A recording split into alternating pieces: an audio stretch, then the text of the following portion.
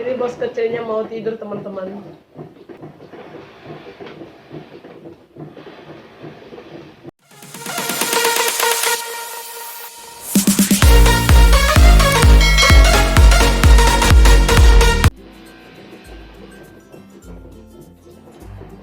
Baby Hansnya udah mulai ngantuk ya, teman-teman. Terus di sebelah juga tetangga atau jiran itu lagi ada yang repair rumah ya. Jadi sedikit berisik.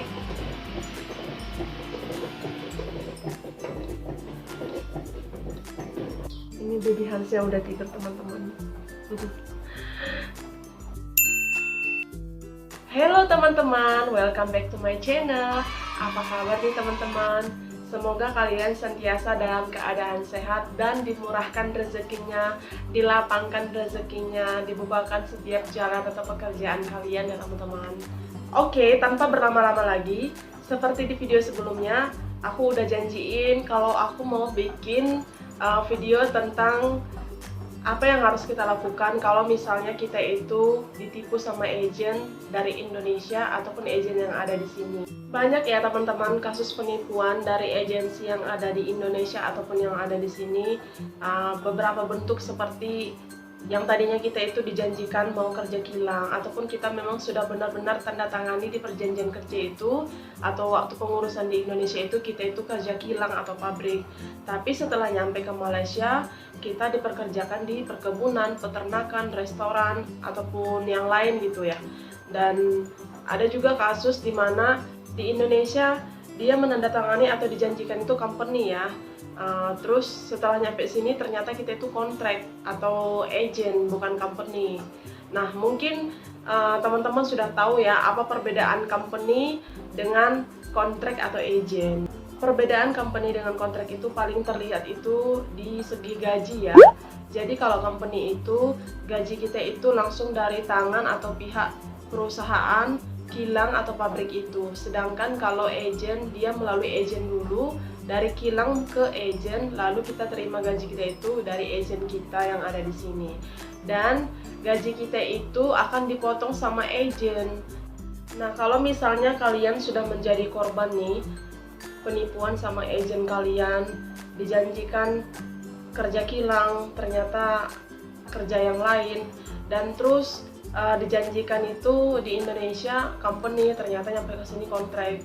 Dan itu kalau misalnya kalian itu benar-benar memang korban penipuan ya, bukan karena kesalahan kalian, karena banyak juga teman-teman aku yang sebenarnya itu mereka yang salah sendiri, tidak membaca betul-betul isi perjanjian kerja itu sebelum menandatangani. Karena memang banyak ya orang-orang yang mau berangkat ke Malaysia itu mau cepat, terus itu malas baca isi perjanjian kerja itu, semua pasal-pasalnya itu, karena begitu banyak akhirnya ya udah tanda tangani aja seperti itu, padahal nggak sesuai dengan apa yang mereka inginkan gitu. Nah kalau misalnya kalian itu sudah menjadi korban penipuan, apa yang harus kalian lakukan itu, misalnya nih kalau dari Indonesia tadinya kalian mau ke Malaysia itu kerja pabrik atau kilang, terus nyampe ke Malaysia ini ternyata dipekerjakan di restoran, perkebunan, perikanan, ataupun peternakan.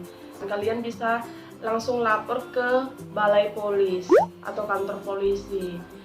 Di sana kalian bikin laporan kronologis tentang pelapor dan terlapor, yaitu kronologis kamu dengan agensi itu, di mana kamu kenal, dari siapa, kapan, dan bagaimana ceritanya kamu bisa sampai melamar ke dia, melamar pekerjaan kilang ke dia gitu. Kamu tulis kronologisnya. Ini gunanya kalau misalnya kalau kamu itu masih kerja di tempat kerja kamu itu, misalnya di restoran nih, kamu masih kerja di situ, sementara permit kamu itu adalah kerja kilang atau pabrik. Ternyata kamu dipekerjakan di restoran sama agensimu. Nah, kalau semisalnya tiba-tiba ada razia atau pengecekan sama imigrasi atau polisi, kan biasanya di Malaysia ini banyak juga pengecekan di setiap kedai-kedai ya. Nah, ternyata dilihat permit kamu itu permit pabrik atau kilang. Lalu, kenapa kamu bisa kerja di restoran gitu? Nah, Kalau misalnya itu terjadi, nah kamu nggak akan disalahkan karena kamu sudah bikin report terlebih dahulu kalau kamu itu adalah korban dari agensimu gitu. Nah, itu gunanya ya teman-teman, report itu. Terus kalau kasusnya itu fatal, seperti kalian itu tadinya mau kerja pabrik atau kilang, nyampe ke Malaysia ini malah dipekerjakan sebagai pembantu rumah tangga. Apalagi kalau misalnya paspor dan permit kalian itu sama sekali tidak bisa kalian pegang sendiri, dipegang sama agen kalian yang ada di sini. Nah, kalian itu harus bikin laporan, tapi sebelumnya kalian harus bikin kronologisnya dulu, apa, di mana, kapan, dan bagaimana, seperti yang pertama kali tadi aku sebutin. Lalu kalian bisa lapor ke LSM atau Lembaga Swadaya Masyarakat yang ada di Malaysia ini. Mintalah bantuan ke Lembaga Swadaya Masyarakat yang sukarela membantu TKI. Jangan mau diperas sama Lembaga Swadaya Masyarakat yang ingin membantu kalian ya, karena ada beberapa oknum yang dia itu menawarkan bantuan ke korban, ke TKI yang melapor, tapi justru dia itu memeras korban atau TKI ini. Jadi kalian harus hati-hati kalau meminta bantuan ke oknum tertentu. Kalian juga bisa meminta bantuan ke lembaga hukum yang ada di Malaysia ini. Mintalah bantuan ke Lembaga Kebajikan Malaysia, dan ini adalah lembaga milik kerajaan, terdapat di setiap negeri. Jadi jangan khawatir karena lembaga ini ada di setiap negeri.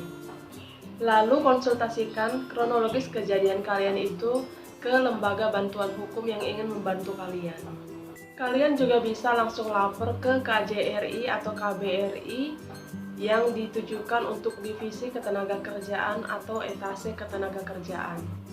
Kalau misalnya kalian nggak bisa bikin laporan secara langsung ke KBRI atau KJRI, kalian bisa bikin laporan melalui surat, tuliskan atau ketik kronologisnya, lalu kirimkan ke alamat email ini ya teman-teman. Ini alamat email untuk lembaga bantuan yang ada di Malaysia, lalu yang di bawah ini adalah alamat email untuk lembaga bantuan di Indonesia. Cukup sekian untuk informasi video kali ini, semoga video ini bermanfaat. Kalau kalian suka video ini, jangan lupa like, comment, share, and subscribe ya teman-teman, supaya aku lebih bersemangat lagi bikin video-video berikutnya. Dadah!